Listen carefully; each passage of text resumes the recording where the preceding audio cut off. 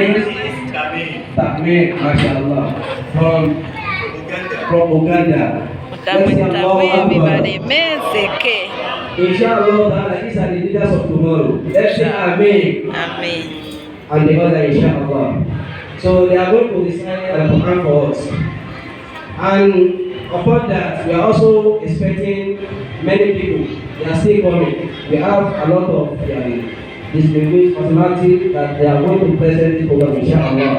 So the program is going to be fantastic and very interesting, inshallah. Now, see,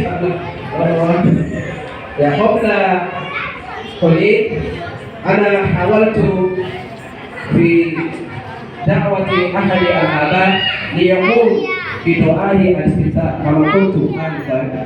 هذا الذي قام به الآباء